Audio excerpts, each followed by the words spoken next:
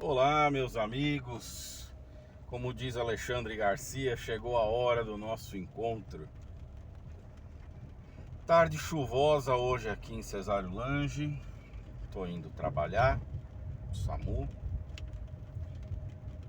Oremos para que seja um plantão tranquilo, né? Como eu tenho falado nos outros vídeos. Se a gente não trabalhar, é porque ninguém precisou ser socorrido, né? Mas o assunto do vídeo de hoje é a bem dizer, uma descoberta, né? Que o meu amigo Sandro fez. E eu queria conversar um pouco para falar não só sobre a moto em si, mas sobre os sentimentos que movem pessoas como nós.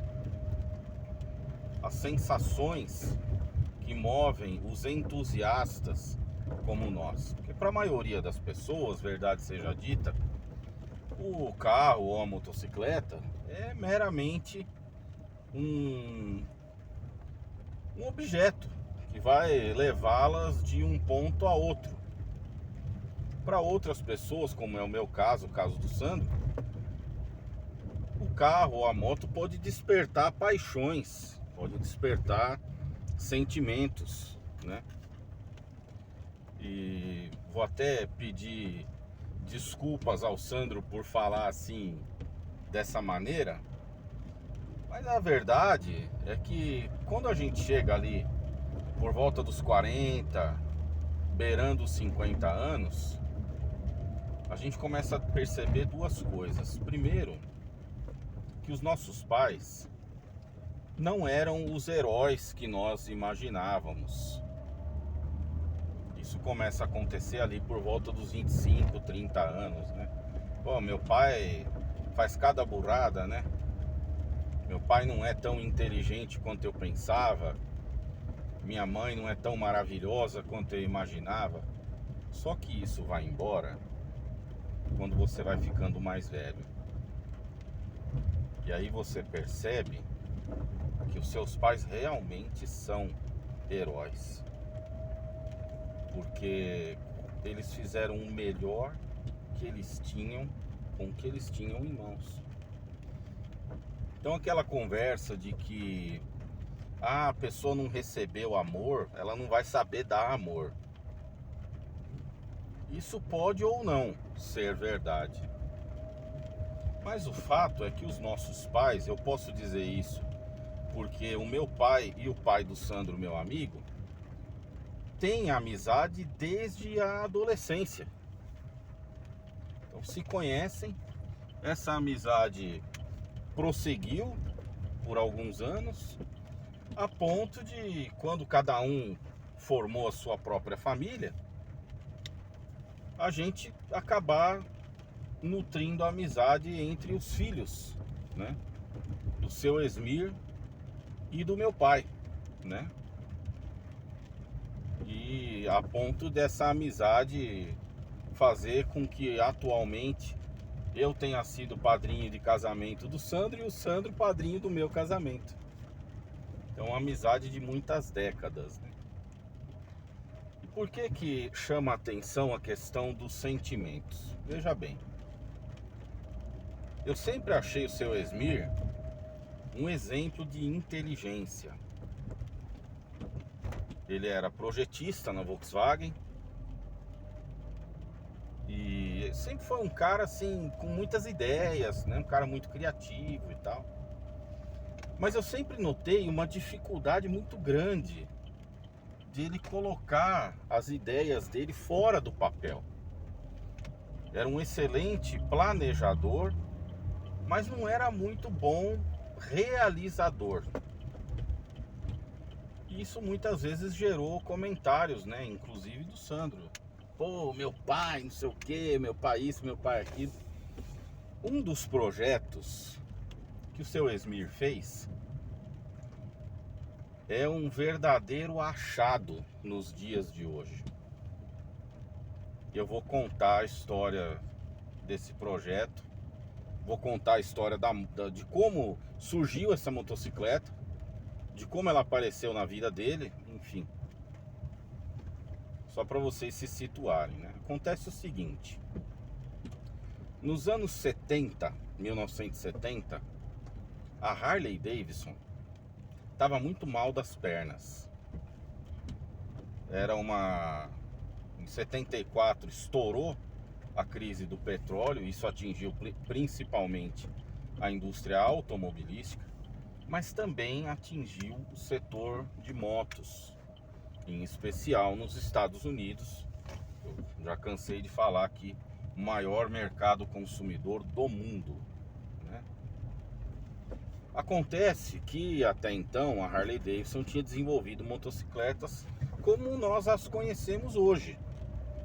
Motos grandes, motores grandes. E com a crise econômica dos anos 70,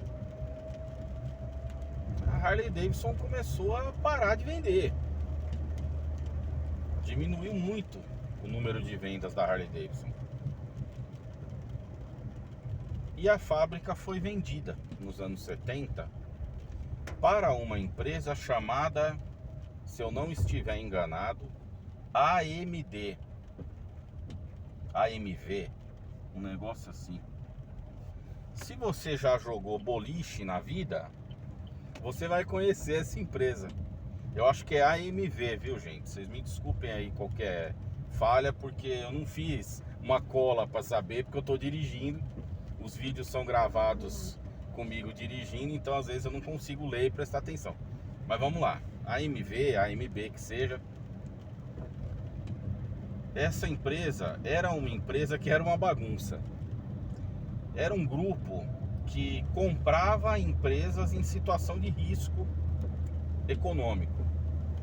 Então ela comprava as empresas à beira da falência e tentava levantar essas empresas, né? Isso aconteceu com uma marca italiana de motocicletas chamada Aermac.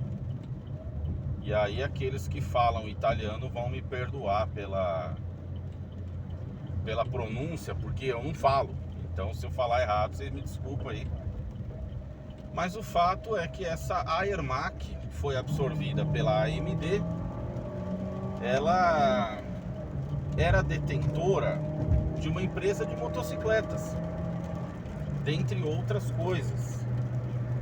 Ela trabalhava com equipamentos de ar-condicionado, refrigeração, e começou a fabricar motocicletas.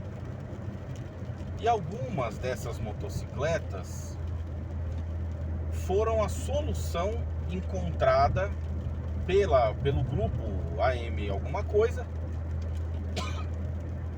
para resolver o problema da Harley Davidson.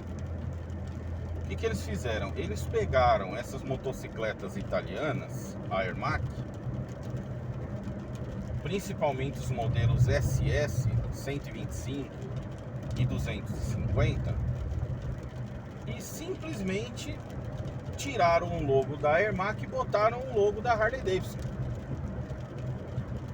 Qual era o problema? O problema é que o consumidor americano comprava a Harley pela tradição, pelo ronco característico, que inclusive foi patenteado pela Harley Davidson.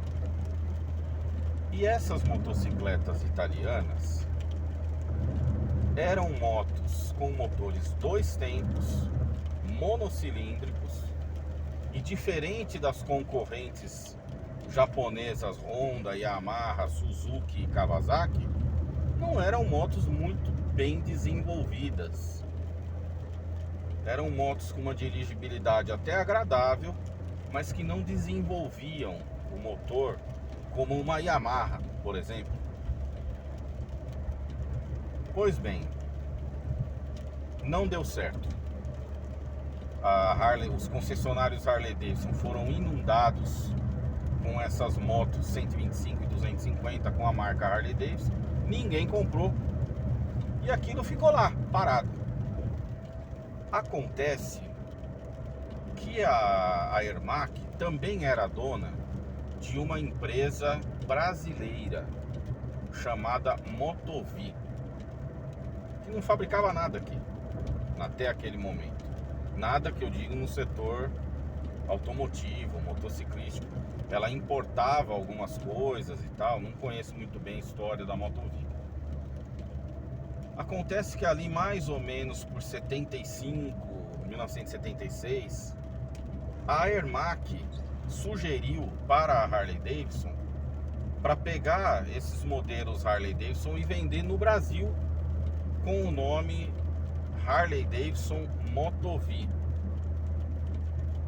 No início elas foram vendidas como AMD Harley Davidson, depois como Harley Davidson Motovi.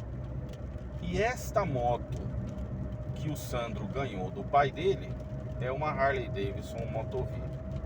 Porém, o seu Esmir comprou essa moto no início dos anos 80. Ela é uma 1977, uma SS 125. E nos anos 80 ela começou a sofrer diversas modificações para se tornar uma shopper. Eu não tenho como mostrar agora para vocês fotos dessa moto, nem da do Sandro e nem da moto original, mas ela era uma moto similar à antiga Intruder 125, um entre-eixos um pouco maior, um pouco mais baixa que a Intruder, mas era uma moto com um estilo custom, né? Qual era o ponto positivo dessa moto? O estilo. Porque de resto era muito difícil vender essa moto no Brasil. Primeiro porque o mercado já estava dominado por Honda, algumas Yamaha também, mas em essência a Honda. Já falamos sobre isso num outro vídeo. E segundo, porque essa moto custava quase o mesmo que uma ML 125, que já vinha, por exemplo, com freio a disco, que tinha um motor 125 de 4 tempos, com um desempenho muito similar ao da SS 125, e não deixava aquele cheiro de óleo 2 tempos na roupa, né? Então, a verdade é que essas motos Harley Davidson nacionais 125, elas nunca atingiram um status de venda que viabilizasse a nacionalização dela. Elas eram importadas desmontadas, eram montadas aqui e vendidas como um produto nacional, com a promessa de, em alguns anos, elas serem 100% nacionais, o que acabou não acontecendo na prática. E essa foi a história da Harley Motovi. Por que ela é uma moto tão rara de ser encontrada hoje em dia? E por que essa motocicleta do Sandro é ainda mais rara? Porque é uma sobrevivente das customizações dos anos 80, baseadas em filmes como, por exemplo, o Sem Destino, Easy Rider. No caso, o seu Esmir adaptou um motor de Honda XL 250 lá atrás, em 82, se não me engano. Fez algumas modificações de tanque, de escapamento, de garfo dianteiro da DT 180. Então a maioria das peças dela, o que não foi fabricado pelo seu Esmir, foi adaptado de outras motos dos anos 80. Então essa moto é uma moto que tem carregada nela uma parte considerável da história da indústria e da customização das motos no Brasil. Bom, essa moto está à venda. O Sandro, infelizmente, como eu, não tem muita condição de manter um projeto desse funcionando. Ele precisa de uma moto mais funcional para ele trabalhar todo dia. Se ele cair, vai ter peça para arrumar. Se ele cair, não vai perder um pedaço do projeto do pai dele, né? Então ele está vendendo essa moto por um valor que, na minha opinião, é bastante abaixo do valor que ela realmente tem historicamente, que é de 15 mil reais. Então, se você se interessar por essa moto, eu vou deixar o contato dele aqui nos comentários, no link da descrição. Você pode ver no link da descrição desse vídeo o telefone do Sandro para ele te enviar fotos ou vídeos da moto. A moto está funcionando, viu? Ela tem documentação, parece que tem um débito de uns R$ 1.000, alguma coisa assim.